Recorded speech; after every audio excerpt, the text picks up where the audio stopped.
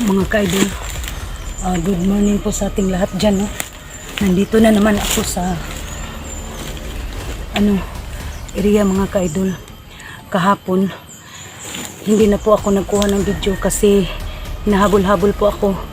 So yun mga ka-idol, ipag-pray nyo po ako. Hanggang ngayon pa rin, hindi pa ako nakalabas sa area mga ka-idol. No?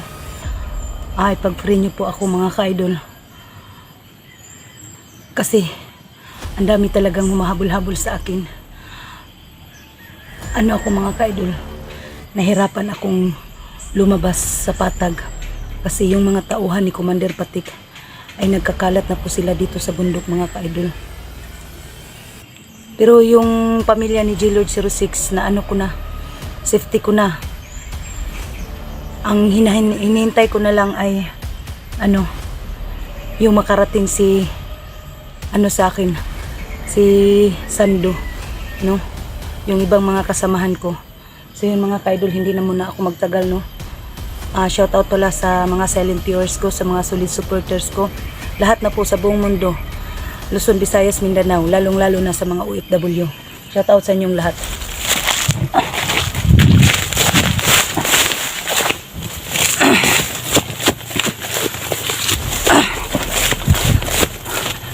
Mga ka-idol, hirapan talaga akong maghanap sa dinadaanan namin kasi napadpad naman ako dito sa ibang area mga ka-idol.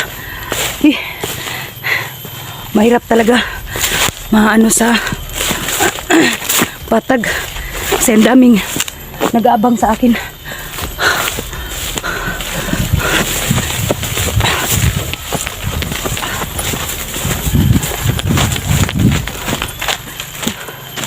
Totoo pala ang sinabi ni Badan mga idol na hindi ako kampante kasi hindi ako magkampante kasi marami sila dito nakakalat. Yung mga tauhan ni ba yun? Black Master na humahabol-habol sa kanya. Dubli ingat pa rin ako mga idol.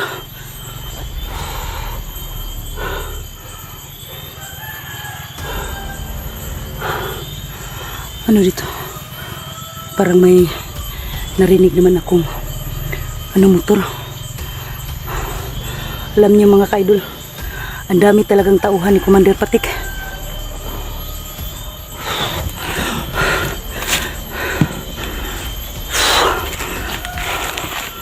Ito may daan. Daanan lang ng tao mga idol. Saan kaya ito patungo? Parang medyo malayo na ako sa bayan ba. Medyo naligaw ako mga ka-idol kasi daming mahabol-habol talaga sa akin. Meron pa silang mga dalang aso. Tingnan nyo mga ka-idol.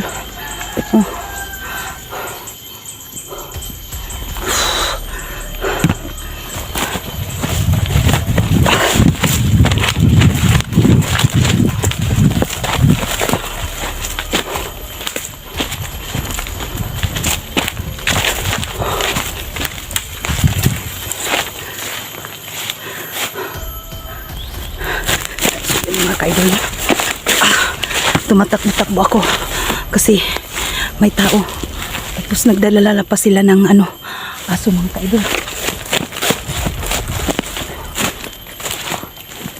Mga ka-idol, mayroong may isang tao dito. Yan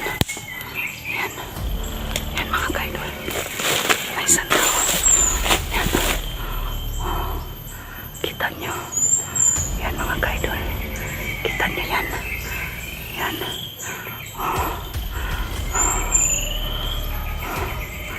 Kaya mga idol, nahirapan akong lumabas.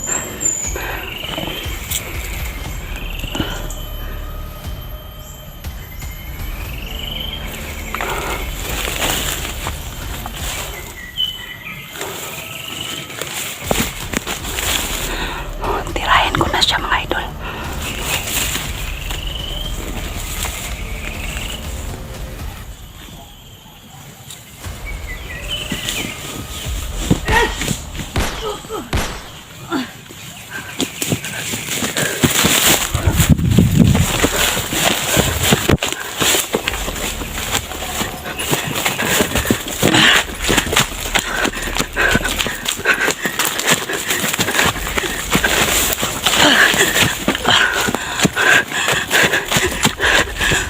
dami talaga. Naabutan pa nila ako.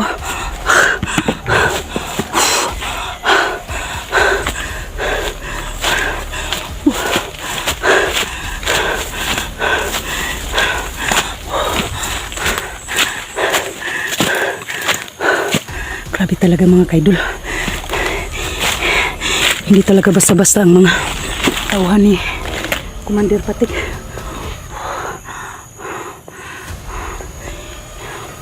Ang tagal naman ni Sando. Sabi niya sa akin, malapit na daw sila. Tapos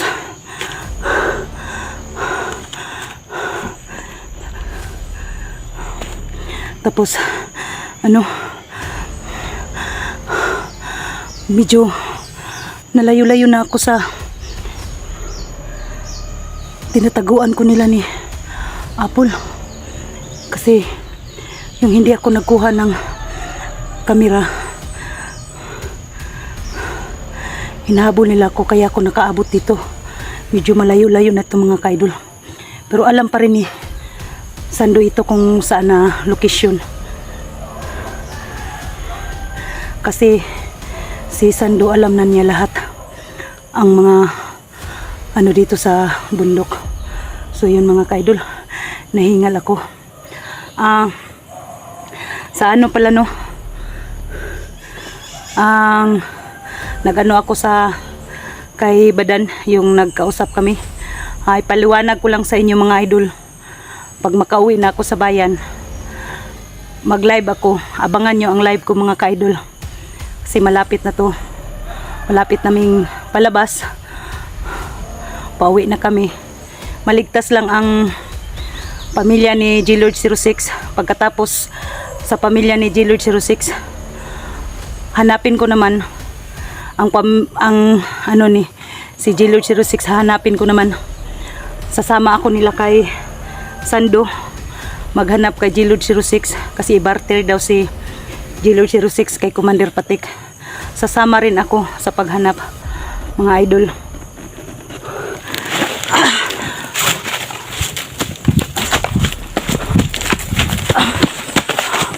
Tingnan nyo mga idol, grabe ang sukal na dito. Medyo ano na ito mga kaidol, delikado. Ako lang mag-isa no. Nag-usap kami ni Sando kanina. May motor na naman. Yan, may motor na naman mga idol. Natauhan niya ni Commander Patik. Ang dami talaga mga tauhan ni Commander Patik, umaaligid-aligid na sa amin at saka sa mga pamilya ni G-Lord 06. Hinahanap talaga nila. Hinahanap nila talaga si G-Lord 06 kasi gusto nilang kunin ang buong pamilya mga idol. Pag-pray niyo po kami lahat na maligtas kami. So yun mga ka-idol, tingnan nyo. Diyan pa ako dadaan mga ka-idol, oh. Ang sukal. Diyan. Grabe. Hindi ko inasahan tong paglalakbay ko na naghanap sa daanan namin.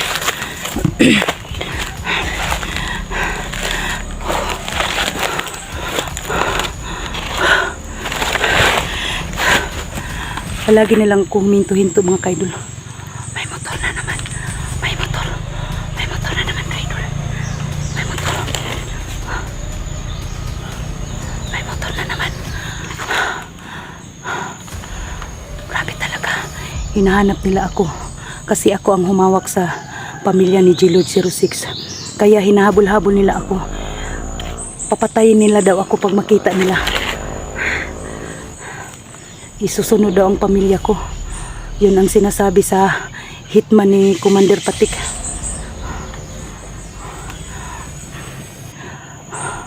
Masid-masid naman ako sa paligid mga kaidol kasi pauwi na ako.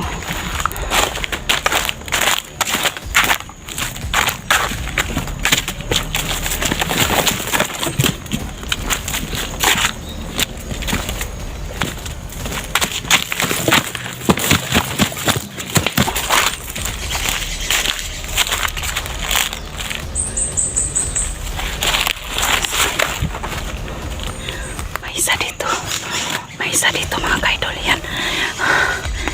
Hinaharangan talaga ako. Hinaharangan talaga ako. Hinaharangan talaga ako mga idol.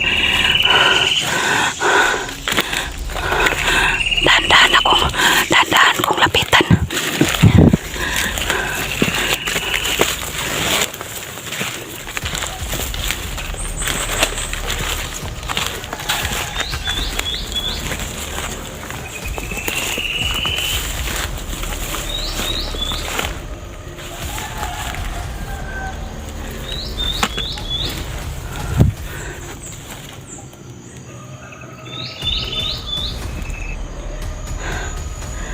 So yun mga kaidol, may tao umuupo. Ayan mga kaidol. Ayan mga kaidol, ayan siya. Mga kasama, hanapin nyo, nandyan lang yan. Di pa yan nakalayo.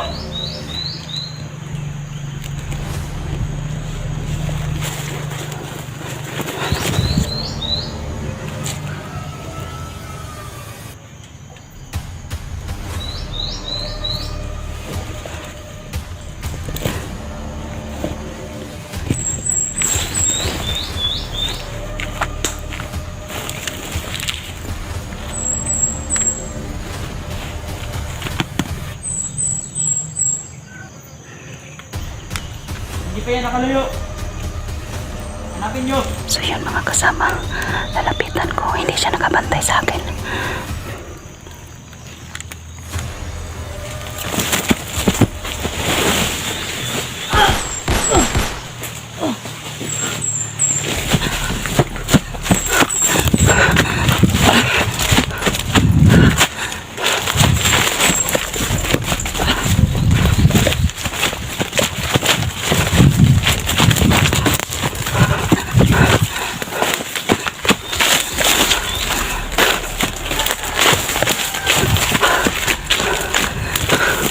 So yun mga kaidol, mag-up ka muna ako saglit. Parang ang dami nila. Hindi muna ako magkuha ng video mga kaidol. Kasi palubat na po ako.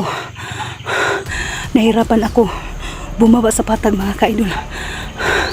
Kasi ang dami humahabol sa akin. Ang dami na nila. Hanggang dito lang muna ang video ko mga kaidol. Abangan nyo ang karugtong.